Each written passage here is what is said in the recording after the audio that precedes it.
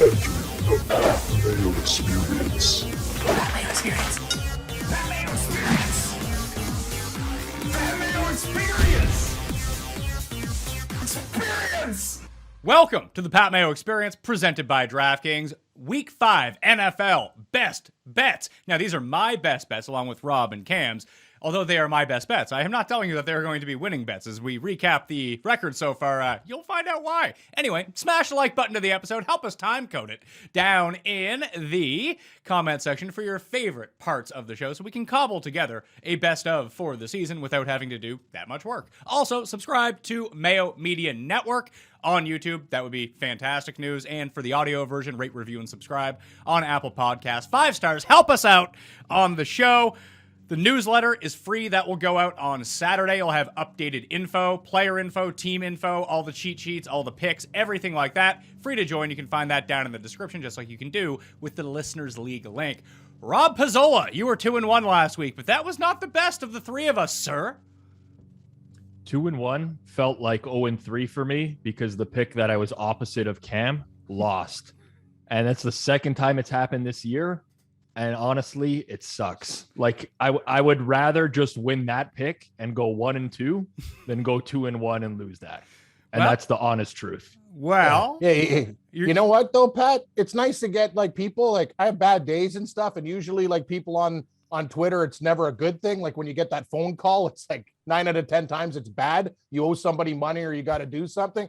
But beating Pizzola, it feels great because he was really, really going on about how much the Colts really sucked. And maybe the fish got problems, Pizzola. Squish the fish. They did not look good last week. No, listen, that was one of those where it was like, you knew pretty quickly it was over. That's one of those where you watch the game and you're like, I'm definitely on the wrong side of this game. And then the second half, the Colts kind of blew the doors off them. But we move on. I'm sure that's what I like about you, again. Pizzola. Real gamblers, like the problem with real gamblers, like, and Pat knows this too. He's the same way. You take a loss, you get beat down by people when you're confident. Like last night, like the Boston Red Sox, people beat me down. Admit when you're wrong, right? The problem with this new breed of gambler is, oh yeah, this guy's a clown and this is a bad pick. You know, it's like, dude, if you're going to be gambling for like your whole life, you're going to have losing days, losing weeks. It's a very streaky thing. So people need to relax on getting down on people all the time. It's a hard business to make money in. Well, people are not down on you, Cam, because for the year, I mean, you're 3-0 again last week. That's the second time you've gone 3-0 on the picks so far. So our gold picks between the three of us, we're 3-0. We're 10-2 awesome on gold picks against the spread so far. I got to stop getting away from like player props and totals. I'm just sticking to spreads this time around. We were 1-2 on silver picks, 3-9 for the year on silver picks, and that would be Cam being 3-1 and me and Pizzola being 0-4 on silver picks. That's not good. What's wrong with silver? It's not your mineral. I mean, maybe we got to get like maybe we make it gold, iron, and bronze. Maybe like the fer. We can just hit the periodic table and just put some FE in there. Bronze picks 2-1. You guys both got it right. I got it wrong. I've ended up in the shithole on a player prop by a half yard twice so far. Things are not breaking my way, so I'm feeling good about this week, I think, because I don't have the utmost confidence in a lot of my picks outside of one of them, which I seem to be on the complete opposite side of everyone this week, which actually does give me a bit of confidence here. So let's get into the gold picks. I'm going to start and run this one by you guys. I gave it out on the Spread Pick show. Everyone is just kind of jerking off San Francisco. Trey Lance is playing this week. I don't think that Trey Lance can score enough points to keep up with the Arizona Cardinals, Cam. I like Arizona right now at DraftKings Sportsbook. It's -4. So the line has been shifting towards San Francisco all week. I might be the sucker who's just buying into how good the Cardinals are, but I don't think that people are giving them enough credit for how good they actually are. And we've seen these rookie quarterbacks so far this year. They haven't been super impressive. I don't think that Trey Lance is just going to show up on the scene, chuck for 400 yards, and be able to keep this within 4 and be like 38-34. I know Shanahan's a great coach, but Arizona gave San Francisco problems when they weren't good. What's going to happen now that they are good? Arizona -4, Cam. Oh, Patrick, I tell you, I didn't want to do the same thing with Pizzola. Why can't we just all be on the same side? I have the 49ers as a mineral, but it's not gold. But here's the thing. I actually think Trey Lance is going to do better. Seattle, I watched that game. They were horrible in the first half. San Francisco had many opportunities. They couldn't punch it in. Their defense kind of let down after Russell Wilson did his thing. This is just a spot play. And Pizzola, you know about this. Like, I'm not going to argue with anything Pat said. Hey, man, the Cardinals are wicked, and we were on them against the Rams. But this is a divisional game, a spot. I think Lance has some time to work with the team now. He won't be as surprised to come in the game. I think Arizona wins, like maybe on a last-second field goal, Pat.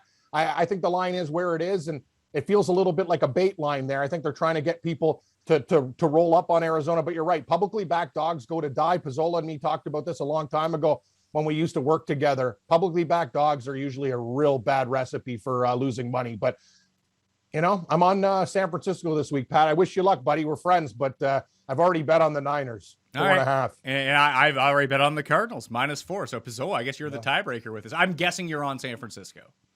I'm not on San Francisco, but I certainly lean that way. I mean, when we look at what the look-ahead line in this game was, so if we were to bet San Fran, Arizona last week, it was Arizona -2.5. So there's been quite an adjustment because if you're going through 3 in the NFL, it's the most key number. Going from 2.5 to 4 is a pretty big shift over the course of 1 week. And granted, you know, the Niners do have some injuries. We can't ignore them. Like their left tackle is hurt, potentially going to miss the game. George Kittle is pretty banged up right now. Trey Lance isn't Jimmy Garoppolo is not the only injury. But what I will say this about the Cardinals in general, they're 4-0 against the spread. People have been betting them. They've been winning money. Historically speaking, fading these teams that go 3-0, 4-0, 5-0 against the spread is pretty strong because the market tends to overvalue them. People want to continuously bet them. And I think that's part of the reason why you get this price with the 49ers just in general. And the other thing I will say is the Cardinals defense this year has actually surprised me quite a bit in that they've been well above average. But the problem for this defense going forward is going to be stopping the run. And I do think Kyle Shanahan, while he is horrible at making in-game decisions, has no idea when to go for it, when to punt. Brutal. Nobody's worse, though, Pizzola. Nobody's worse than Pete Carroll and the Seahawks staff. These guys have continually, year after year, game after game, lost games with better talent. You saw it against your Cowboys in the playoffs. Everything's working. Baldwin, bam, bam, lock it. Hey, let's run into a wall for -1 yards in the playoff game. They fire Schottenheimer. They bring in a new guy.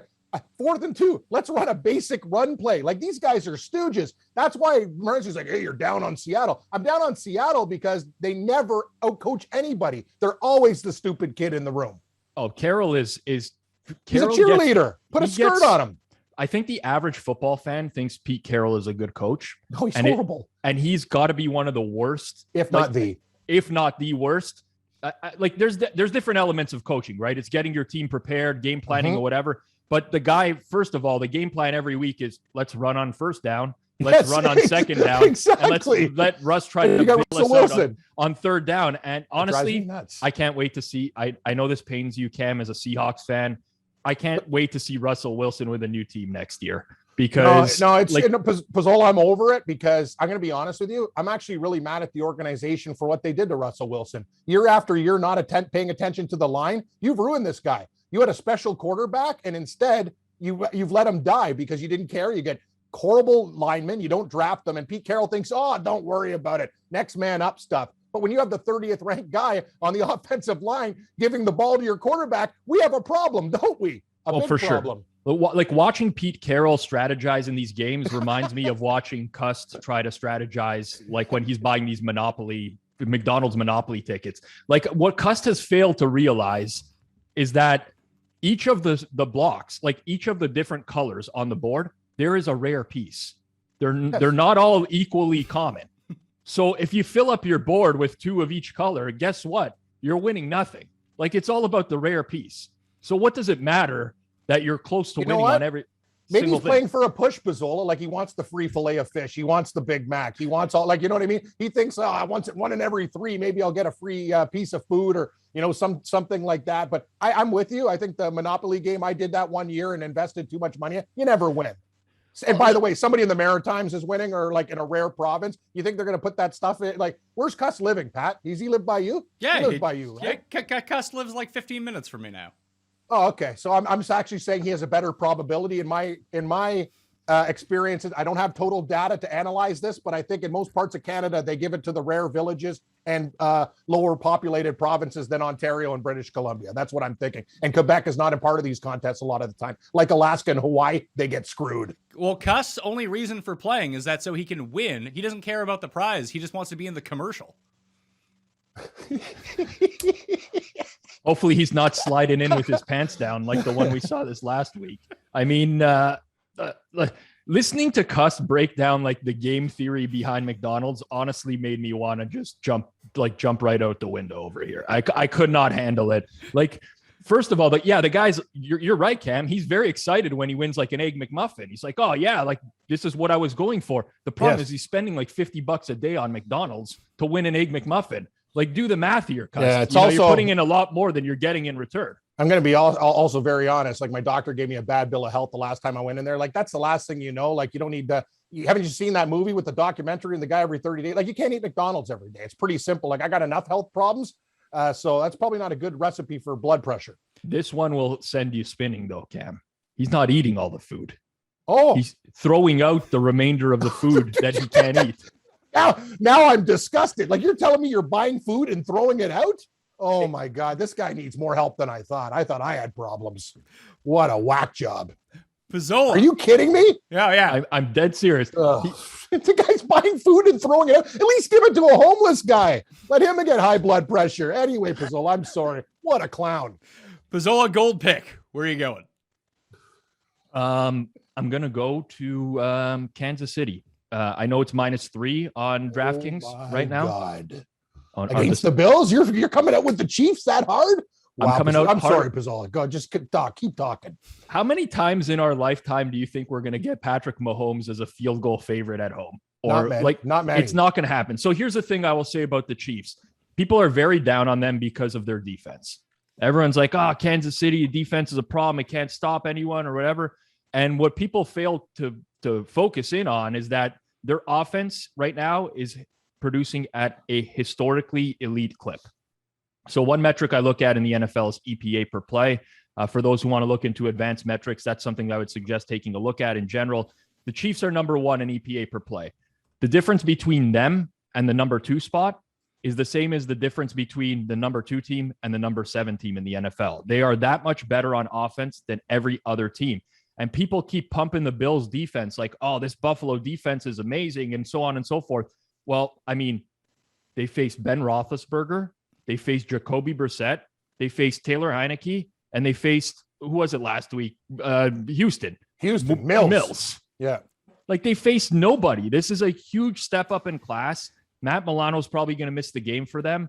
The Chiefs are going to get a couple cornerbacks back as well. So personally, I think this is kind of like a recency bias type of thing. We completely forget that the Chiefs just blew the doors off of the Bills in the playoffs last year.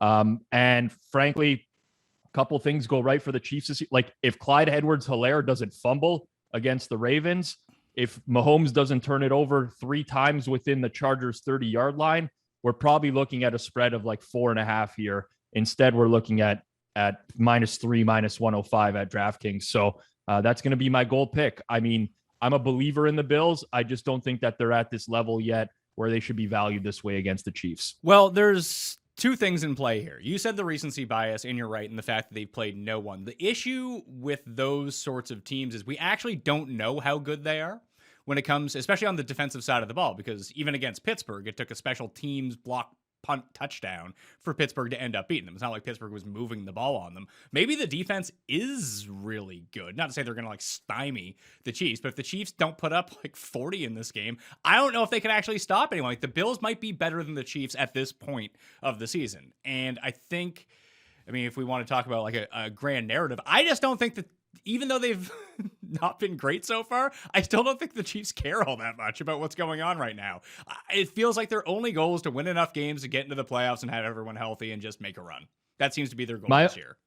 My only counter to that is they're 2-2 right now. They've lost. They're looking at teams within their division, like the Chargers, the Broncos, even the Raiders. Like, it's a very competitive division. And I'm not saying that the Chiefs want this game more than the Bills. Like, I don't buy into the whole like motivational angles, because these are pro athletes. Like, this is a huge game. Both teams want to win. But just in general here, like, what's the reality? What's more likely for the Bills, that they're an elite defense or maybe just an above average defense? Like, if you look at their personnel on defense as a whole, do they have any huge game changers? They have Trey White, and then you'd probably say no. It's not like some other elite defenses in the past where they have, ball hawks all over the field. Then on top of that, if you go back to last year and look at their defensive numbers, they were right around league average. So what's caused this spike over the course of a year? In the offseason, okay, they added to their pass rush a little bit, but they really didn't make all that much changes in personnel. So personally, I'm just looking at this as they've benefited from a really horrible opposing quarterback class so far this year. And I mean, I think this is going to be a bargain, and we'll look back on the Chiefs being a real bargain here. I mean, listen, we can be right or wrong on these games, but I'm willing to go to bat with Pat Mahomes at -3 any day of the week. This is going to be an odd situation for this Bills defense. And one of the things that we see with defense year over year in the NFL is sometimes it's not, I mean, it's sort of like trying to predict, what's super random, like golf putting round to round. Defense, You can have a solidified base, but you can go from the number 1 defense to the number 9 defense really quickly without much changing at all, just based on weird variance in football, where offense tends to be a lot more sticky in that way. So maybe the Bills have essentially the same defense, but they have pretty decent depth, even if Milano is going to end up being out for this game. We don't know that yet. I'm just willing to say, listen, I'm not going to bet this game because I don't have a strong lean either way. I would lean the Bills because I think that this, just based on what we've seen from these two teams so far, that it seems like the Bills are hitting their stride. They might be peaking way too early in the season, but it seems like they're really gunning to have that high level of offense right now, and everyone's kind of healthy for them at the moment, and that's not necessarily the case even on the defense for the Chiefs. I just don't know if they can get enough stops, and Brian Dable is smart enough. I mean, we saw this last week with the Eagles. The Eagles had the right strategy against the Chiefs. They just weren't smart. They just weren't good enough to execute it. The Bills are. The issue is, Pizzola, and watching football, the Chiefs are getting predictable.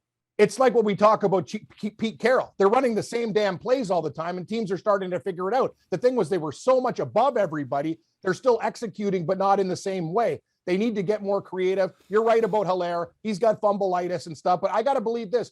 We're not all cyborgs. If you stab me, blood comes out, not oil. You know what I mean? And the thing is, the Bills are looking at this game saying, this team has beat our ass so many times. I think this is huge for them. I think it's bigger for the Bills than the Chiefs. I know you want to take the human element out of it, but I'm kind of with Mayo on this one. I think the Bills find a way to get it done and win, but what the hell do I know? Anyway, I'm cheering for the Bills because I'd really like to see them beat the Chiefs, and I'm sick and tired of the city of the Buffalo being everyone's armpit. I'd like to see these guys get happy once in a while. It's a gloomy enough world out there. I'm struggling. I don't understand how we can't get through one of these episodes without you making a reference to stabbing someone or being stabbed. I don't really know what it is, but we try to keep. I don't even like knives. No, I don't stab anybody. I use them to peel fruit and vegetables and stuff, but I don't really care. Actually, I'm not going to lie. When I hear noises and stuff, and there have been some prowlers, I do have a knife upstairs ready to go with a golf club if somebody comes in my house. I'm paranoid, but there's been a lot of robberies. There's been a lot of robberies in the area. We actually have the guy on tape. He looks very familiar. I saw him down. I had to get some keys cut the other day, and this guy looked. I'm telling you, Pizzola, I'm doing better than these cops on these shows. I think I know the perpetrator. I can't obviously attack somebody without knowing 100% for positive. But I'm telling you, if this guy steps in my house, you're making a big mistake, dude. If I'm not choked out with my sleep machine, you're in big trouble. I do have weaponry upstairs because you know what? I got to protect myself, and I don't have a gun, and I would never shoot a gun. Walk me through the thought process of the knife and the golf club. Like, are you going to put one in each hand as you chase someone down? Quick. No, golf club you need because if the guy's farther away, the golf club. If he gets too tight and I'm in big trouble, I might have to go for a weapon that's going to cause major pain. Golf club, the whole objective of golf club is to hit, stun, and not kill, and roll them out and just get out of my place and never come back again, because next time you're going to get 2 hits. Knife is if I'm in trouble, I got to do something and I got to defend myself. Anyway, I know this sounds insane and ridiculous, but I don't have a pet. I don't have, I used to have Portuguese Joe, my other roommate. So we have 2 people, no problem. Then we're like the guys in big trouble. I'm just telling you, my neighbor's car got broken into, multiple robberies in the area, used to be a nice complex, and there's a lot of scumbags. Most of them go into your car for change, for, looking for crack and stuff like that. Some guys are getting aggressive and they're trying to break in. Once you get into somebody's house, okay? Once you get into somebody's house, that's the mistake you made, because it's scary. You've gone on my property and gone in my domicile, and now I'm scared, freaked out. Don't worry about the consequences, bro. Just you better hope that sleep machine that I've had about 30 beers that I can't wake up, or else you're going to be in big trouble. You get a tailor-made to the back, and then don't get too close. Kansas City -3 is Yes. Pizzola's pick. I have an alternate Pat, way. you agree with me? Don't you agree? Say something, Mayo, you got kids now. Oh, yeah. Guys, like you got a listen. family. You got to be like a Papa Bear, man. You step in my place. You made a bad choice, brother. And I love humanity, but you can't do that stuff. True. And I got no time for intruders. No matter how bad I was or broke I was, you deliver something, you get a job, you figure something out. You know what I mean? Whatever. You don't break into people's houses. That's a problem. I got no time for intruders. You should like put that on a t-shirt or something. I think that's gold, right? Sounds like a Slipknot song. No time for intruders. I mean, it kind of could be. It kind of could be, yeah. But they can't intrude to play that concert Yes. you want to go to. Yes, exactly. Well, the Knotfest was canceled, but like Knotfest. Yeah, but I don't think Dave Mustaine of Megadeth. I'm pretty sure he's not vaccinated. He's an old guy, man. Right, He should they be were going to touring. play in Quebec before Ontario, and there's vaccine passports in Quebec. Like it's very hardcore, more strict in Ontario right now. So I don't think he could get into Quebec, and they just basically canceled the Canadian legs of the tour, which is very disappointing because there's some pretty good bands on there, and I want to see a concert. Like, it's Dave been too Mustaine. long. He's putting the redheads to shame, as Cam would say. Yeah, bad ginger. Bad ginger. If you want to play the night game, the Sunday night game risk-free, I do have an option for people out there. So you can hit the description and find this out. PrizePicks.com is giving you $25 if you're a first-time player if you use code MMNNFL. You put in that code, you make your deposit, you get a deposit match of up to $100. So you deposit $100, you get $200. But if you play an entry for the Sunday night football game, and you don't have to have Josh Allen, you have one Bill, one Chief, that's it, and over and under. You can have more than that if you want. You can go with 3 people. But you get a free $25 in your account if Josh Allen completes over 1 pass. So if he completes 2 passes, actually, no, it's 1 or more. If he completes 1 pass, you just get $25. So they're literally giving you free money to come join prizepicks.com. So code MMNNFL. At least you can ensure yourself being up $25 at some point, which is maybe the best tactic to play on this game for me. Because unless I find a prop I like here, I don't think I'm going to go hard to the window unless it's Bill's money line, but I don't have enough confidence. Put the Bills in a teaser, maybe. I don't play. Get him up to 9.5. I don't play teasers, and I don't. Think, I know. Steve, you're right, Pat. You're smart. You're smart because remember what? Like Pizzola knows these guys too. Like I know we a lot of Johnny Knuckles in the old days and stuff. I'll never forget that. We're sitting outside, just smoke. Guy, teasers keep the lights on. I'm like what? Teasers keep the lights. Like that's like like guys who just strictly play teasers. It's good in the NFL. I don't mind it though because the numbers are pretty sharp. Like in a college game, a lot of the time, like you're playing with teasers, you just might as well just piss your money away, give it to somebody. But I find sometimes in the primetime games, like look at last night, the game middled. Rams won, Seattle covers a teaser. That happens a lot. Just saying. That's all. Did Seattle cover the teaser last night? What was the final? Big time, 9.5. Yeah. They lost. It depends by on what you play. So this is the thing with teasers, yeah, right? I mean, 7 points, 6, 6.5, 7. It depends on what you play. But the reality is the books are going to lose money on teasers for about 3/4 of the weeks in the season. But when they do win, it's a massive win because it's a big favorite that lost. Good call. Outright. So there's a couple, like last week as an example, Saints lost outright, Titans Jets lost outright. So many people had teased those games, and it's a huge week for the books because of that. So that's one of those things. Would you like to guess who had both those teams on his teaser? Cust? Yes. Yeah.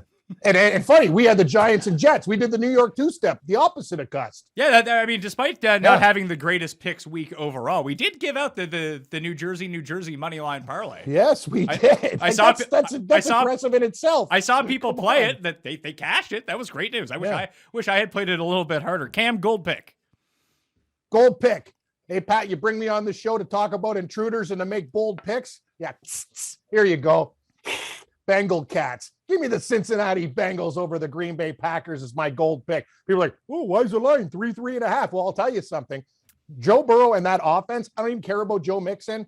The way Chase is playing right now in the receivers, they're going to have a field day against an injured Packers team. Everyone's talking about Green Bay. They're overrated, man. You guys didn't even do great against Pittsburgh. The Lions were beating your ass for a half, and the Saints. This team is not as good as everyone thinks. Cincinnati Bengals outright in this game. Joe Burrow is going to go off. Chase, if you like props, him to get a touchdown, all sorts of guys. I'm all over Cincinnati this week. Am I insane? Maybe. That line's there for a reason, Pizzola. Sometimes we got to look between the lines. Give me the Bengals.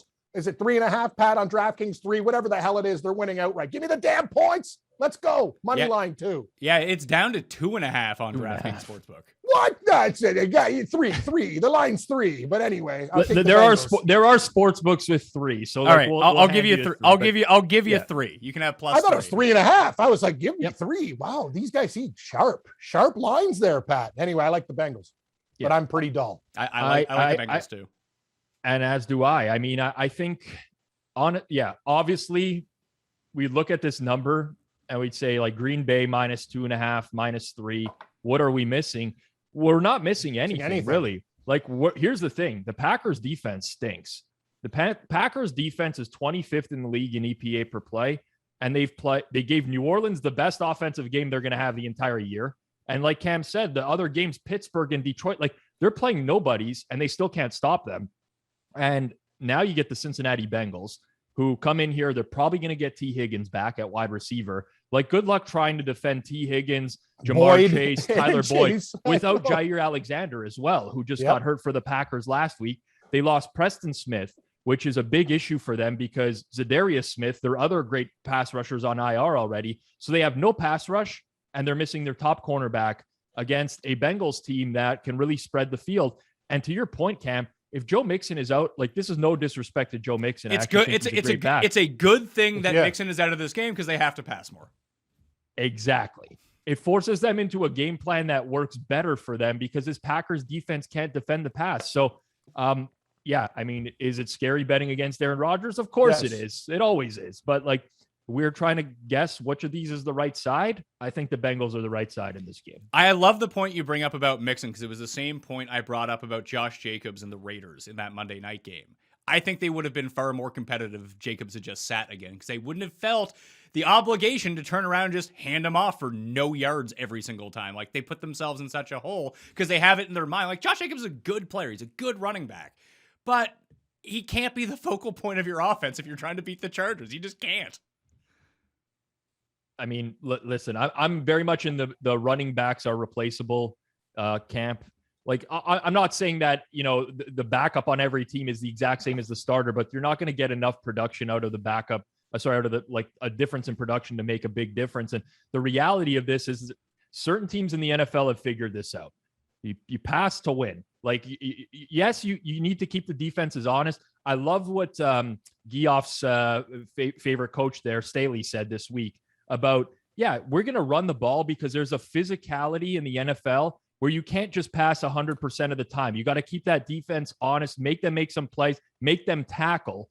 But for the most part, passing is the way to go. And I think that's like teams are starting to figure this out. And I mean, in this day and age, with the amount of defensive pass interference that gets called, like, you throw a ball downfield, it doesn't have to be caught. I still believe, Pizzola, I still believe, though, you need an element of a run game. And this is the thing. Teams have been drafting fast, undersized linebackers and players for a long time. Like everything in life, there's trends and it flips. When we get real, and I'm just talking about wins and losses, not point spreads, you need to establish and pound the crap out of each other. Why like teams like Tennessee get better? Because over time, these players who are fresh at the start of the year start to get beat down. They're very good athletes, but they're not big people. You got to continue like meat. You got to tenderize them. And then eventually things are going to get better. I still think you need an element of the run game, but you're absolutely correct. The way the NFL's called now, I'm surprised bad teams just don't go up, throw it up in the air and try to get your receiver mugged because they're going to call pass interference on every damn play. But even look at how some of the defenses play in the NFL now. They actually encourage the opponents to run. Like, they want other teams to run as much as possible. They play 2 high safeties. The Bills do this a lot. Everyone was ragging on the Bills' run defense last year. Oh, they can't stop the run, this and that. Well, they don't even try to stop the run. They want the other teams to run over and over because then they know they're going to face a third down situation because the team's going to pick up 4 or 5 yards and they're going to go to third down more regularly than if they're passing. So, I mean, you're right. It's very cyclical. Like, we're in this day and age now where teams have started to figure out that passing is the way to go. And I'm sure the NFL will implement some rules down the road that maybe make it more advantageous to run the ball or whatever. But as it stands right now, the Bengals losing Joe Mixon for this game, like, it doesn't even move the needle for me, because it probably forces them into an even smarter game plan than if he was there. Silver picks for week 5 in the NFL. If you want to look up what Pizzola is talking about in terms of EPA added, whether it be by receiver, whether it be by passing play, you can find all of that at runthesims.com and the advanced stats hub. That's completely free to use. If anyone wants to go do it, you can customize your search any way you want. I'm looking at it right now, just for expected points added through the passing game so far this season. It's Kansas City, the Rams, Arizona, San Francisco, the Chargers. So if you play in one of the West divisions, chances are that your EPA passing is through the roof. But Pizzola, silver pick. I don't typically love to lay a lot of points in the NFL, but I'm going to lay it with the Vikings this week against the Lions. So 8.5 at DraftKings right now, which in my opinion, That's a good line. I see. Yeah, 10s. it is relative to market. 9.5 elsewhere. You're right, Cam. Mm-hmm. So the thing with the Vikings is they looked horrible last week, right? Against the Browns, which, I mean, in hindsight, the Vikings don't have a very good offensive line. The Browns have very good pass rush anchored by Myles Garrett, and Kirk Cousins stinks under pressure. This has been the MO for his entire career. Well, now he's going from the number 1 pass rush in the league to the number 32 pass rush in the league in the Detroit Lions. And who just did that last week? Well, it was the Chicago Bears. They played the Browns the week before, where Justin Fields looked like a deer in the headlights, plays the Lions the next week, and all of a sudden he looks like a competent quarterback. And the Lions have so many injuries on defense, I just don't know how they get stops against the Vikings. So now it's a matter of, okay, do the Lions have enough offense to cover this spread? Could they possibly backdoor it? Their offensive line is in shambles. Their left tackle and right tackle are already on IR and have been for weeks now. They lose their center, Frank Ragnow, who's also on IR now. And then Penei Sewell, who they drafted this year as well, is probably going to miss this game. Who's huge a losses. Backup lineman. So, like, this is one of the games where Minnesota this year can dominate both lines of scrimmage. And in my opinion, in the NFL, when you can dominate both lines of scrimmage, you have a very good path to success. Kirk Cousins is going to have a lot of time.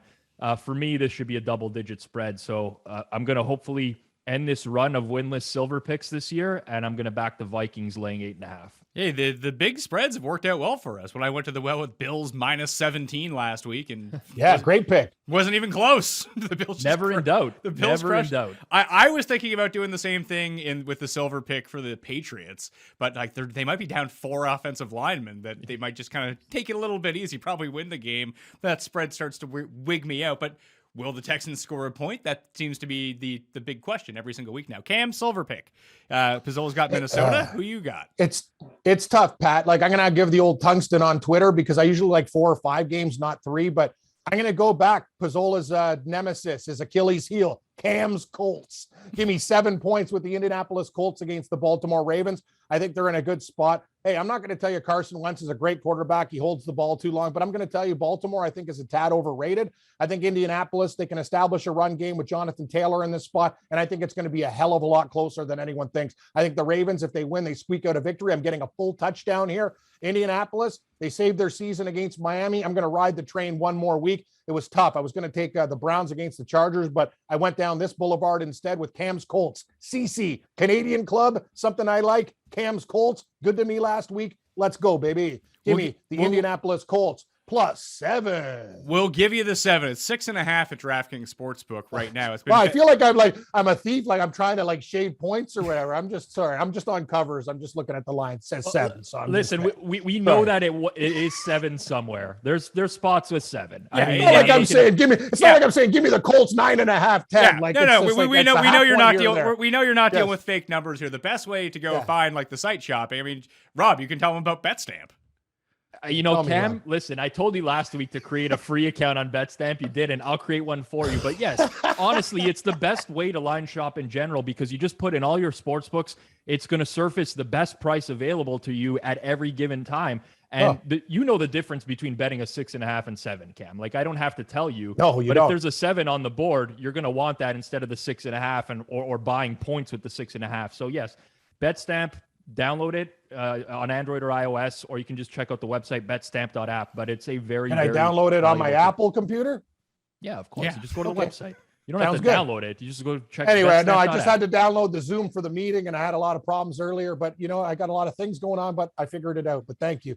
Sorry, Pat. That was pretty dumb. But I know you ripped me for my cable last week, Rob, but there's a lot of moving parts there, but we're not going to get into that. I didn't take you for an Apple guy, to be honest. Yeah. Is this like a They new made, thing? I got to be honest with you. They made me buy an Apple. You think I'd buy an Apple? Pat Mayo, like, I'm going to tell you a story. Like when I first started working at Fantasy Sports, like Pat always impressed me. Like he was cutting and editing his own stuff. You have to remember, I'm not an old man with a walker yet, but when I went to school, we cut on tape and reel to reels. Basically, like you're doing, like I got like you know what I mean? I got a razor blade going, hey, Johnny, bring the stuff. Like, you know, I'm cutting tape. Oh, yeah. Oh, sounds good. Okay, I got to put that fire alarm music in there. You're cutting, you're splicing, you're putting it together. Mayo was a maven. He was on that computer cutting his own. Look where he is today because he actually figured out the technology. I'm telling you, man. It's wild stuff. But anyway, everybody at work, long story short, I don't know what the hell I'm talking about. Everybody's got an Apple, so they made me get an Apple. Okay. I would have got a Hewlett Packard. It was way cheaper, but this is the way things got to be. Apples are good for multimedia and good if everyone else, if everyone else around you has Everyone has one. If everyone we have to has be on one, the same it works page. out well. I mean, realistically, there's no Yes. real difference. If it's all just down to preference, and hipsters like myself like to look cool with their MacBook Pros, which I'm looking at right now in front of me. My silver pick, 0-4 so far this season. Got to get off the schneid. So I'm just taking who I think is objectively a better team in this matchup that's less than a field goal. Sometimes you can have a really good read on these less than field goal games if you just think that one team is significantly better than the other. Now, the problem is, Cam, you've been fire with these silver picks. I just heard you say the opposite of this. I love the Chargers against the Browns. I just think the Chargers are better. They will make better. Okay, Pizzola, let me ask you this. How much do you think Staley's in-game decision-making versus Stefanski's is going to play a role here? How many points is that Good worth? point. Well, here's the thing. Like, I actually think very highly of Stefanski because he utilizes a ton of play action just in general. He's a fairly aggressive coach. So I don't think it's a massive coaching mismatch, but I actually do like the matchup quite a bit for the Chargers just in general, particularly because it looks like the left tackle for the Browns, Jedrick Wills, is not going to play in this game, or at least he's really, really banged up. And I think that's a huge problem against this Chargers pass rush just in general. I mean, it's one of those games that I could see such a wide range of outcomes, right? Like everyone's trashing Baker Mayfield right now. He can't hit a throw. He's also hurt, man. I know it's the guy's playing with a friggin' harness. And Yeah. and to the other point, Pat, I agree. Here's the thing about Stefanski. Like, I know you, like, Rob, you're an intelligent person. Pat's an intelligent person. You don't have to tell me you're an intelligent person. I'll figure it out. Stefanski's one of these guys now. It's like he's believing his own hype. And Cleveland is, instead of running simple plays with Nick Chubb, who averaged, like, the guy's running like 7.5 yards a carry. Now they're trying trick plays on fourth down. They're doing stupid things. Like, you watch a Cleveland game, it's like, guys, sometimes simple is good. Just execute. You have the players to do it. You have Chubb and Hunt, and these guys are doing stupid things, running ridiculous plays. Pizzola, you know Stefanski's smarter than that, but I don't know what's happening this year. The Cleveland Browns are trying too many weird things in fourth downs. They're not executing, and they're trying to get cute. And so that's where I could say, stop. You're a good football team. I'm going to be the guy that defends Stefanski in general because I think the Browns are just running the exact same offense as last year, but Baker's not hitting the throws. So maybe, yes, at some point you got to realize, okay, I don't have the quarterback that's going to be able to hit these throws. I need to change it up. Maybe we'll rely more heavily on the running game. And honestly, this wouldn't be a bad spot to start because the Chargers can't stop the run. They're one of the worst teams in the league at stopping the run. That's why I like Cleveland. They got diced by the Cowboys on the ground. They got diced by the Chiefs on the ground. Like it's not something that that defense is built around. Although I shouldn't say this too loud. With Kenneth Murray injured for the Chargers, they might actually be able to stop the run now because that guy absolutely stinks. Nobody send this to Jeff afterwards. He's gonna Jeff's gonna have to get real and figure it out. Not every Charger's a god or an above average player. Oh, the lightning bolts! I love the Bolt Chargers up, more bolt than up. my family. Bolt up, bolt up. Oh, I got my new Eckler jersey. Anyway, like, it's like, dude, you're a grown man. Like, I get it. Like, I like the Seahawks, but I'll bet against these guys sometimes because I'm maybe a piece of crap, or maybe because Pete Carroll doesn't pay my bills and has disappointed me when I've thrown big stacks of money on him. So anyway, that's what I'm saying. I like Cleveland. Here's the thing, guys. You got Chubb. He's the best damn running back going, and they don't even, oh, okay, we're going to let Chubb get 10 yards of carry, come down the field, and then we'll give Kareem Hunt the ball. Like, there's a lot of things. I actually think Cleveland is a very, very good team, that is not they don't look like a cohesive unit to me. We haven't seen their best football yet. Let's put it that way. I would agree. I think the Browns are going to be fine long term, but if I was redrafting a team today, I would very clearly take Herbert over Baker, especially a beat up Baker with a torn labrum in his left shoulder. He hasn't looked good since he took that hit against Houston. He really hasn't. And yeah, Chubb can be a big problem, but Pizzola, what you mentioned about Kansas City and Dallas in terms of running all over the Chargers, they also have a pass game that needs to be respected. The Browns don't right now. It's a fair point. I mean, I personally just like both of these teams. I'll be completely honest with you guys. I like both coaching staffs. I think both of these teams are legitimate teams. The Chargers probably have a higher upside because their quarterback is better. And Herbert is like, I'm not ready to put this guy in Canton yet, like the announcers last week that were commentating Monday Night Football, give this guy a bust in the Hall of Fame. It's like, okay, let's pump the brakes, second year. But I think these are both really good football teams that both will have some pretty decent mismatches against the opponent's defense. Personally, I lean Chargers just with the injuries that the Browns have. Greg Newsome, who didn't play last week at cornerback for them, I think that's a big blow defending, obviously, Keenan Allen and Mike Williams. But, I mean, it's just a lean more than anything else. And I'd like to be betting on these teams a lot, honestly. Before we get to the bronze picks, Paul, can you throw that picture up on the screen? I know Rob already chimed in on this, but Cam, I know you didn't see it yet. I need you to take a pick here. Which side of this candy box are you going for? Sorry, I can't. Man, even my eyes are going. I used to have better than 20/20 vision when I went down to the golf course and used to get golf balls and sell them back to the golfers, avoiding eels and snapping turtles. What do I got here? 50. It looks like the box with the I'll read it out to you. Arrow and everything. Yeah. Okay, so the red box has Smarties, Arrow, Kit Kat, and Coffee Crisp, and the black box has regular M&Ms, dark M&Ms, Twix, Snickers, and Mars bars. I think this is a pretty easy to close and shut I'm case. gonna go to black box all day. Yeah, black box is it's adult candy. No offense. If you like Arrow, you're a kid. Like you're under 12 years old and you don't even know what the hell's going on. Like stay in bed. That is a wafer bar. What are you gonna dip? You dip it in coffee, it disintegrates. It's wafers. Like it's not even like a real substance bar. Snickers is good for grown people. When you're hungover, it gives you substance. It's a good, healthy, chunky bar. It's got nuts in it. That's the things I need. If you want a chocolate bar, it's got to be loaded, right? Or if you want to just go off course and get stoned and have some snacks, I think peanut butter cups are good. But I'm taking the M&Ms and the Hardy bars over the weak pack. I don't mind a Twix bar, especially with a cup of coffee or tea. But Smarties, that's a kid snack. Arrow, that's a weak bar. So anyway, Coffee Crisp and was it Twix? No, Coffee Crisp and Kit Kat, which is fine. Thank you. Are solid. Those are good. But the other two make the box weaker. Give me the black box. I'll lay the points. So I just a couple of things. Hold on. I want to throw this to you. The only people picking the left box are people who love Coffee Crisp. That's it. Yeah, Coffee Crisp is great. Coffee Crisp is a great bar, just in general. But I'm not picking a box of 50 where, first of all, they know that Coffee Crisp is a great bar. There's only going to be like 5 of them in that 50. There's going to be loaded with the Arrow in that 50. Arrow and Smarties. You can take it in a bag and chuck it at your neighbor's door. Take them. Like I think they're brutal. I wouldn't eat Smarties if I had no food. Like Smarties suck. They're horrible. I don't know what the compare the agree. Smarties suck. M&Ms are way better than Smarties. Me and Pizzola agree on that. What are Smarties good for? Like if you got like a low flavor drink and coffee, just put the Smarties in and pour the coffee over it. If you want like the more chocolate in your loser drink because you didn't do the coffee properly and didn't put enough powder in there. Smarties are for children. They're not even a real chocolate bar. If you actually go to the store and look at all the bars and buy Smarties, I don't even know what kind of person you are. You're a freak. I agree. And Smarties would never be a choice. But Smarties are like number 89 out of 90. Like I don't even think there's a worse chocolate bar or a chocolate product out there than Smarties. They're the Detroit Lions of chocolate bars. Hey, I like the Lions. Like, how do you lose on a 66-yard field goal? Poor bastards in Detroit. Like, I really want the Lions to do well.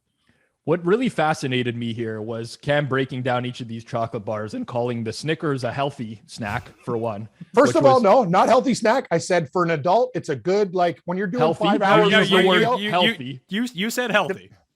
I did say healthy. Well, that's obviously not true. I'm just saying it's got a lot of things in it. It's heavy and it's solid and it'll get you through the damn day. Like Snickers is right. Whoever came up in the boardroom, Snickers satisfies, you got it. It does satisfy. Smarties is the opposite of satisfaction. It's disappointment and regret.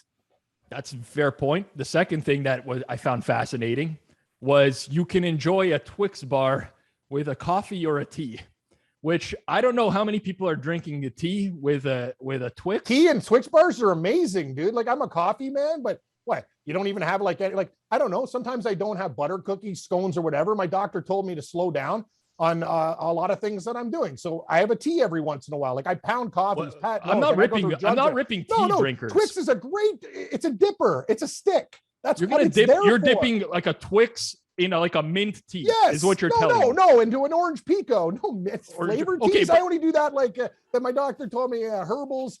And there's something to lower blood pressure. It's called some berry or something. What the hell's that stuff called? Is it acai berry? Yeah, something like that. No, it's a little bit different. I'll get to it. But anyway, green teas are good for digestion. Turmeric's good for my blood pressure. So that tea's a little bit spicy. I'm telling you, Pizzola, regular orange pico, dip, no problem. But I prefer coffee. Coffee's great for dipping anything. I'm actually kind of disgusted by this. Like I could never imagine dipping a Twix into a tea regardless. And also if you're drinking the tea to help with the digestion, like probably the Twix on top of that is not doing you any favors. I'm not dipping it in green tea. I'm dipping it in regular tea. But anyway, you missed the damn point. We agreed on Smarties being a loser snack. Okay. Yes. Disappointing. The black children. box is way better. Yes. Way If you pick the left box, you obviously got problems. Like you need to see help. You need help. I Coffee Crisp is a good bar. I only know one person who has the claim that Smarties are better than M&Ms, and he actually just texted me bragging about how he got his third airport in McDonald's Monopoly like at the second. So he's Cuss like Smarties. Oh, Custom loves Smarties. How does that surprise you? It's not really surprises me. It's just more disappointing. Like he's an adult. Yeah, adults should never buy Smarties. Well, listen, I mean, adults need to have their $1,000 budget for McDonald's Monopoly for the month, which he has stated. I think he's up to like $138 now through 4 days, Rob. Did he? Okay, so you said he got his third airport, right? Yeah. Like, is one of the three that he got the rare one? No. Or does he have the three? He has the three common ones. Yeah, but he's so what is he? But he's super pumped and super excited that he's set up at all the places now. I'm just disappointed. I don't live near disappointment. him, so I can have the food. Failure.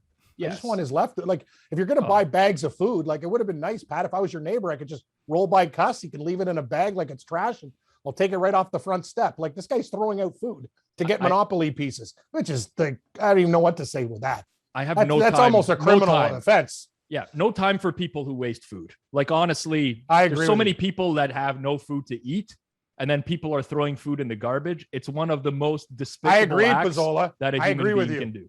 I'm with Pizzola on this one. If you're buying food to throw out, that's not cool with me. It's one thing to switch the stickers on the food. It's a different thing. We're going back to this. I did it a long time ago. Okay, long time ago. And by the way, when they originally put the stickers on the stuff, and I'm at the checkout, there's a lot of the time it's very difficult to do the 40 or 50% thing. We've already been all over this, man. Make it easier for the people who need to get in and out. And I don't do stickers anymore. I used to do it. Okay, I'm not going to lie. I used to switch stickers and I did a lot of stuff like that, but I'm trying to be a better person. I don't do that stuff anymore because some guy on Twitter called me. I was like, what about the guy in the meat department? And like the guy made me feel bad about doing it. Guy's like, wow, I'm taking people's jobs. Not really, but I'm not going to steal. Well, so when you say you don't do it anymore, it's you haven't done it since the Twitter guy called you out? No, I haven't done it in a long time. 2 weeks ago? Okay. Well, that's fine. I'd say a long time. Okay. Maybe. Yep. All right. Bronze picks. You can make it back to the meat guy, Cam, by giving him a winning bronze pick. Yeah. I don't know why. The guy came at me pretty hard. I think his dad must own a grocery store or something. I was like, listen, buddy, I'm not here to rob you. Cam, it's all good. When you see one of those guys and they say something you don't like, just instantly mute them. Then you never have to see them again. Yeah, and you still get the follow. He brought up good points, but I'm going to say I do believe some people have the right to do that stuff if they're in a bad state. Like I won't hold it against you. Give me the 49ers. I'll take the 4 points. Pat, I don't like going against you since you're hosting the show and we like to be a team here. Like this is the thing. Like I almost think we can't be on the same stuff unless we're all going to be on it together instead of apart. But it made for good stuff last week when Pizzola called me out about the horseshoes. But I'm going to take the 49ers. Trey Lance, another week under his belt. San Francisco divisional game. Arizona's been great. You guys are absolutely right. They're fantastic. Their offense is clicking. They beat down the Rams. It was a good spot for them now, but now I don't think it's a good spot. San Francisco losing to Seattle, desperate team. I like the points. I think this is a really, really tight divisional game. I think Trey Lance will be better when not thrown into action. They'll have plays. One thing you can do against Arizona, you can run it down their throat. San Francisco wants to turn this into a street fight, and if they do, they can win this game outright and cover. Give me the Niners. All right. Rob, bronze pick. Let's see if I could lose one more total again this year. I think I haven't won a total yet. I'm taking New England and Houston under 39.5. Very, very low total for 2021. Like, you almost rarely see totals under 40 anymore. I just don't know where the points are going to come from in this game. So, Pat, you already mentioned it earlier, but the Patriots could be down 4 offensive linemen this week. 4/5 of their starting offensive line, and we're not seeing an adjustment on the total. And no one's betting the Texans because I can understand why. They can't score. Like, how are they going to score? You have Bill Belichick, who notoriously just kills these rookie quarterbacks, and now you have a really shitty rookie quarterback, like bottom of the barrel, garbage rookie quarterback going up against Belichick. Okay. Okay, what do you want to say? Defend him. Okay, hold on. He's a human being. So Davis Mills is a 3rd-round draft pick out of Stanford, and everyone thinks this guy's the piece of shit. They throw him out there in a horrible situation. You have one of the worst teams in the league. I get it. He doesn't have great arm strength, but he usually makes good decisions. I'm not going to say the guy is a world beater, but you know what? The people I'm watching every single show, this guy's shit. You know what? A lot of these other rookies that got thrown in, and they've been worse than Davis Mills. So cut the kid some slack. That's all I'm saying. He's not a top 1st-round pick either, and he plays for the Houston Texans. What do you want from the guy? Well, listen, for one, I would like him to be able to throw a ball with velocity, which he cannot do. Well, that's the thing. So here's the thing about Davis Mills. 89. He was drafted in the 3rd round. Yes. Everyone in the entire NFL thought this guy was going to be drafted like 6th or 7th round, late round pick, maybe even undrafted. So it was a huge reach. And now we're seeing why it was a huge reach, because I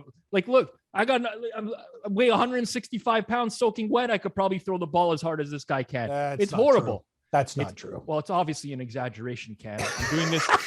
I don't actually think I can. I'm exaggerating to prove a point here. You could shred on your guitar better than him and go to a Slipknot show. But anyway, I just don't like the problem. Like, what do you expect from the thing is, what do people expect from Davis Mills with one of the worst teams, if not the, in the National Football League as well? And you're getting thrown in Rob, what's good about their team? They have no receivers. They have a horrible running game, and they got a bad offensive line and a rookie quarterback. We've watched football in the past. Look at guys like Achilles Smith and all them. Like, he got thrown into the fire. It's not like he actually completed some balls against Carolina. There's way worse quarterbacks than him out there. That's all I'm going to say. Well, thank you for finishing my argument for under 39.5. They got nobody on offense. They have a horrible O-line. They got no wide receivers. Their quarterback stinks. Like, we agree. And then the Patriots, like, here's one thing about the Patriots. Mac Jones played pretty decent game against Tampa Bay. They don't throw down the field. It's all dink and dunk, 4 yards, 5 yards. It's a slow, methodical moving offense that, I mean, I don't think the Patriots are scoring a ton of points in this game because that's not the way that they're wired. They don't take downfield shots. So what do you think? 27-6 Patriots? 27-0? 9? I'm going to say 13-0? I'm going to say 17-10 Patriots. 17-10. Yeah. Houston covers because everyone's got money on New England, but the Patriots get the win. Makes sense. Davis Mills leads that backdoor cover drive in the last 2 minutes of the 4th quarter and gets the touchdown to make it 17-10. Good for him. I have 3 choices for my bronze pick. I want to run it by you guys. I like it. I like when you run it by us, Pat. Did we pick right or wrong? Run it through the garden twice, Mayo. Let's go. I feel like this Titans spread is too short at 4.5, even on the road, but it feels super trappy at the same time. It does. The Saints, I feel like no one is going to take them this week, but this is now the zig spot for the Saints. I kind of like the minus 2.5. It almost made the minerals for me. I like the Saints against Washington. But the most confounding one to me is, why is Carolina only a 3-point favorite at home against Philadelphia? Like, am I being baited into that? Because McCaffrey might be back now too. Yes. So what we have with the Carolina-Philly game is, I think, a reaction to the early injury reports for both teams. So Carolina, I think, had 2 O-linemen that didn't practice yesterday, including their center.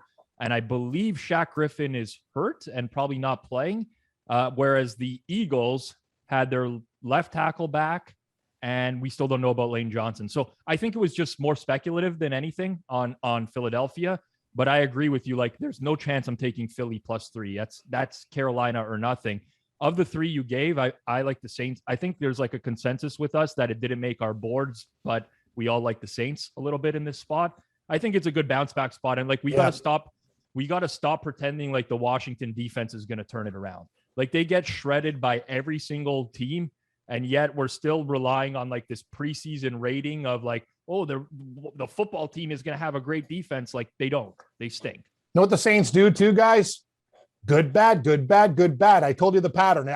You know what? I don't have any empirical data. Pizzola, you're the scientist here. I don't understand it, but this is what happens. You lose outright to the New York Football Giants. You're coming back and slapping Washington in the face. Give me the Saints, Pat. That's the play. All right. Well, historically speaking, in the locker room, the Saints they'd lose a game, and then the next game they'd give out money to try to injure the other players on the team, and it worked. Bounty. That was a big thing. But Sean Payton is a good coach, like in the sense that he does,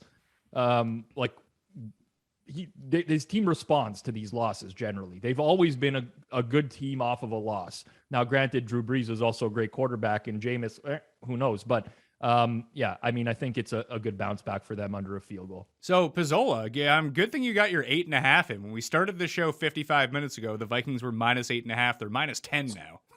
Yeah, I know. I said that. I know. I saw 10, Pat. Yeah, Crazy. They adjusted it. So you get to lock in your line. You're good to go here. Who's listening? Who's listening to this recording is what I need to know. Who else is on this? Yeah, I don't Paul know. is on here. Is there anyone else that is potentially betting these out as we're talking about them? I don't know. Maybe they finally were like, oh, man, our number's way shorter than everyone else. We need to adjust this one up. So I'll take the Saints -2.5. And the other part of it, too, is you're not asking, like, the two times they've been favored this year, they've lost outright. Because asking them to cover like bigger numbers, even against Carolina, I think it was 4.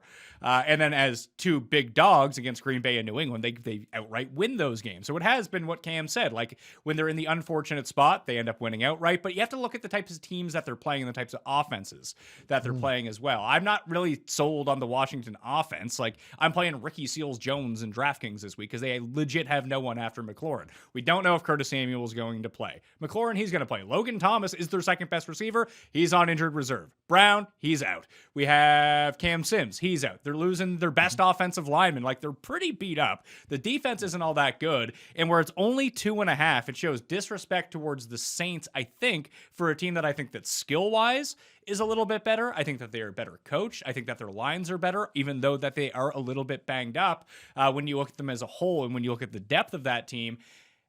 And where it's not a big number, the Saints actually just want to grind out games at this point. Like, they're not going to be covering 7-point spreads, but to 2.5, they can win by a field goal. That shouldn't be a problem. Although Lutz is out, so they'll have some like third string field goal kicker. Lutz. Love Lutz. I will say this, Pat, just from an old dinosaur here who has been gambling from a long time. And you guys know now that a lot of these young kids are getting into the gambling game, most of them start with props.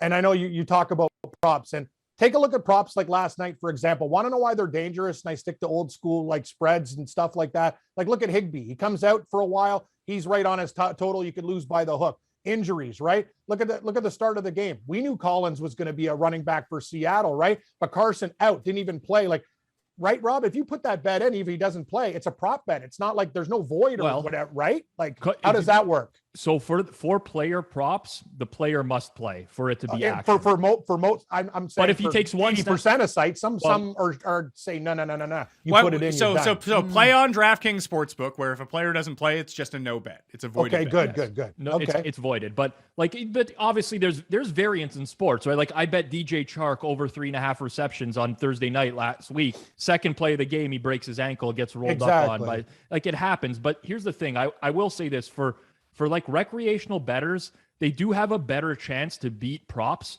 than they do to beat NFL sides and totals. And there's like, look at the biggest sports books in the world. I'm not going to throw it out there. And when I say biggest, I'm talking about the sharp sports books, the ones that never limit players and they take massive bets on NFL. They're taking like 50 to 100,000 on an NFL side, and they're taking like $500 on an NFL prop. And the reason that they're doing that is because they know the props are a lot more beatable than the sides and the totals. So, I mean, it's not a bad strategy, but there's a ton of variance. Like, there's all sorts of things that happen over a course of a game. You know, Marquise Brown drops 3 touchdown passes in one game. You can't really predict that, but in the long run, you do have a better chance if you're playing props just because the lines are a little bit softer. Yeah, for prime example, I went on the Run the Sims player projection finder. You run the game 10,000 times and it gives you a range of outcomes for each of the players. So Tower Lockett's over receiving prop of 65.5 in the Thursday night game was a very strong play. He ended up coming under that number. Why? Well, he got pass interfered with down the field. Geno Smith came into the game. Like, he ended up with He looked good. Yeah, he was well on his way to doing it. He ends up with like 11 targets. You would assume he gets to that number. He doesn't. It's a shitty situation. But when we think about it, Rob, and we look at props, like we're going to have Dalvin Cook this week. We don't know if he's going to play or not, but he might play. Like last week, Christian McCaffrey might end up playing. We saw this with Higbee in the Thursday night game where he was kind of iffy to play all week, then left with an injury. Is there any merit to seeing if these guys are active and if they are and just pounding unders against them? I think there's lots of strategies that are like that will work in general.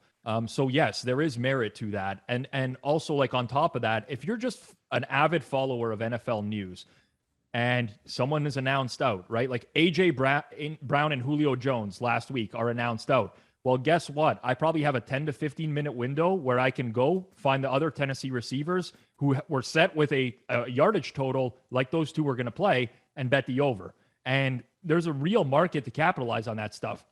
It's not big. Like, you're not going to make a living off of it for sure.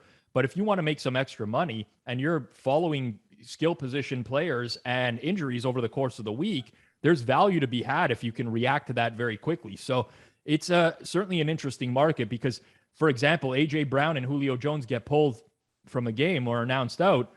That Titans spread is going to be off the board within like a minute. But the props stick up because there's less liability on the sportsbook end. So it's a good strategy just in general to keep on top of this stuff. And you can, I mean, anyone who's involved in that market knows what I'm talking about, but there's a lot of these stale numbers that'll last there just because the books honestly don't care. Like, it's not a big priority to them. The big thing, too, is if you want to get in on some props, some over-unders, like I said, prizepicks.com, code MMNNFL will get you a free, like Josh Allen completes a pass on Sunday night, and you're a new customer, and you have played the Sunday night game on, you play one Bill, you play one Chief, you put them together, you get 3 times your money if you win, but you get that $25 that goes along with it for free if Josh Allen completes the pass. Prizepicks.com, MMNNFL, punch it in when you make your deposit, and you get your deposit match of up to $100 too. So there's ways to do it like that, but props aren't like available in all the spaces. That's why I like Prize Picks. But Cam, this is the one I got for you, and I think you'll like this. And I know that you have enough money to be throwing down on these games. You're not a low limit bettor, but if you were a low limit bettor, sometimes, and listen, let's say you want to play less than $10 a week. If you play in the Mayo Media 7-Eleven contest on PrizePicks.com, which means you take 5 players from any of the Sunday games. You have to make 5 picks. It pays 10 times your money if you win on your $7.11 entry. So you win $71 if you win. But because you've made that $7.11 entry, you're also eligible for a bonus $50 if you win. So it actually pays 17 times your money. I feel like, Rob, I like that. Like, that's a great way if you want to play under $10 to actually try and build a bankroll. I think. Yeah. Like Rob building my bet stamp account. Can you bet me an account too, Pat? And we'll just see where we go from there. I can probably rig that up for you. Do you have a PayPal account? No, I don't. But anyway, we'll have to set up a PayPal. I don't know. What year are you living in, Cam? I don't understand how you can get Pat, by this. When Pat says I have bank transfers, right? So Right. I'm doing okay. Like, why do I need it? Is there a rule why you work for PayPal? Like, I need a PayPal account? No, I'm not. Okay, I'll I'm get not one. saying- Like, what is the advantages of a PayPal account? What's that got to do with? I'm just saying, at some point over the last decade, I'm surprised, especially with the amount that you're involved in the gambling space in general. I go to Shoppers Drug Mart and get PaySafe cards. It's actually a receipt. I know it's stupid, but that's my routine. I go there, I get eggs, I get milk, I do whatever the hell, and I sit there and I get and I get the code and I freaking punch the code in. And I'll tell you something, you're right. I'm an idiot because it's only $250 max. A lot of the time, I don't want to be buying 4 of these stupid things. I want to be getting like, why can't they just have like one? Like, why is the limit so low? It should be $5,000. I should be able to do whatever the hell I want to do. Your life is very intriguing for me, Cam. Like, It's very stressful. How do you listen to music in your car? I like music in my car. Yeah, but do you put in a CD into the CD player? Yes, I got a CD player. I want to admit it.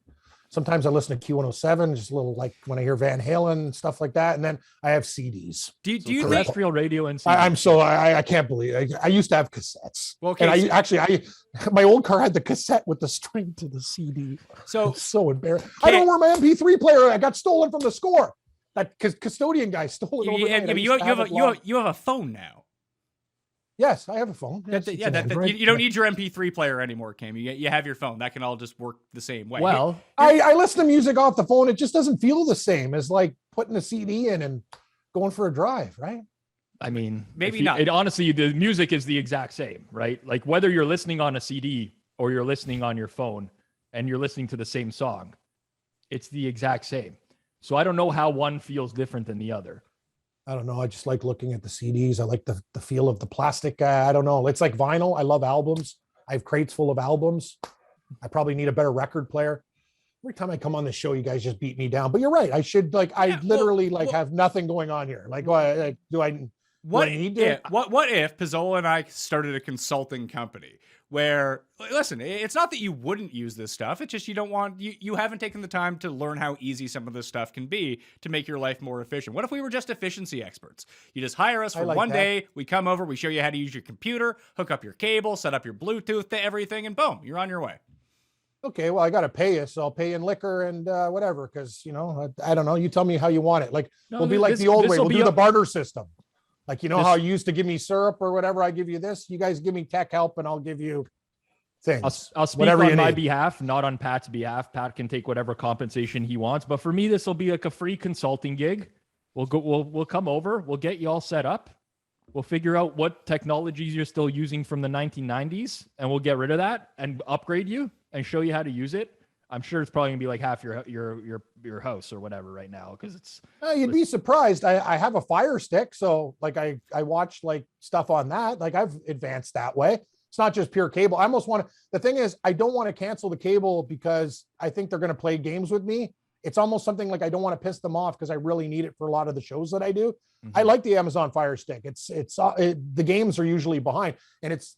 Know what it did, Pizzola, last week? I was watching Georgia play Ole Miss. Mm-hmm. The game started in the second quarter, and it goes, "Welcome back." It went second quarter start.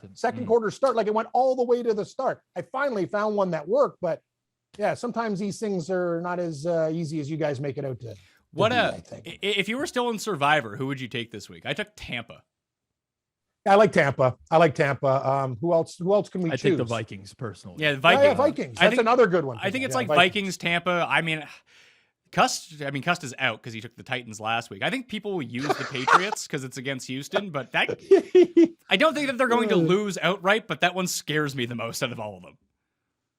I agree. I think it's a Vikings week. I don't see a ton of future value in the Vikings either, where like you're going to be able to use them down the road. So 10-point favorite, not a lot of future value, probably still less than 20% of your pool picking them. I like Minnesota probably. All right, that will do it on the Pat Mayo Experience. Go to DraftKings Sportsbook to play all the lines. Code PME will get you a discount or some sort of match deposit where you bet like $1 and you get 100 or something like that at DraftKingsSportsbook.com. That's always a good time. PrizePicks.com, code MMNNFL to take advantage of that Sunday Night Football promo. Cam, tell people where you're at this week. Oh, we're doing a lot of things there, Pat. Thanks for asking. I'm doing updates on Scotty Farrell, the Legends Show, 4 to 6 on Sports Grid. I also do a show with Gabe Morency, 6 to 9, and Game Time Decisions and In-Game Live. We make our picks for the week, and In-Game Live, very busy with the baseball playoffs. So we bet the games as they're going on right now. Lots of fun. Pizzola knows he used to be part of the crew. I'll tell you something, man. It's fantastic stuff. And this weekend, all weekend long, Pat, and on Sunday, we go live at 1:00 during the game. Me and Kevin Walsh, he lives in Queens and New York, and we bet the game, sweat them out, and have a lot of fun. Last week was great with the New York two-step with the Giants and Jets. Hopefully we'll have some more winners this week. And if there is a week to tail Cam, this is the week for sure, because all of his spare time, I mean, he doesn't have his 48 Hours Mystery and his Dateline NBC recorded because they messed with his cable. So all of his time Pizzola, is going into capping these games. I figured it out. After you gave me a speech or whatever, I've recorded shows with the new stuff. I don't like the system, but I figured it out. Beautiful. There you go. You figured something out. You see that they caught the Zodiac Killer, or they figured out who it was this week? The Zodiac Killer. That guy's been. So not the original Zodiac Killer from the movie. There was like no. some independent investigation that they figured out who it was. The guy died in like 2018, but they put like a Really? name to the Zodiac killer. Yeah, And not the ones that they had on like the movie and everything. Was somebody else? I had it a was feeling. someone else, I had man. a feeling it was somebody else too. Mhm. Interesting. Mm-hmm. Really, Pizzola? Wow, thanks. So they're going to have an update on that now. Excellent. There will be an update on What a that. case. That was a What- case. There've been a lot of guys who tried to be that guy, a lot of copycats. Nobody's the original. That guy was just too much. Very, very cunning. Very cunning. Betstamp.app. You can check that out with Pizzola. And for Don't know me, what's good. you can find Oh, the cheat sheet up on DKNation.com. The newsletter is free to subscribe to. You can find that down in the description, along with all of the links to all the promos and everything like that. Smash a like on the way out, sub to the channel, rate and review on Apple Podcasts, and that'll do it for me. I'll be back on Saturday on Fantasy Football Picks and Bets with an injury report, and then probably again on Sunday morning if anything else changes. If not, I'll see you Monday with the injuries, the waivers. Until then, good luck. We'll see you next time. Mayo experience. Experience.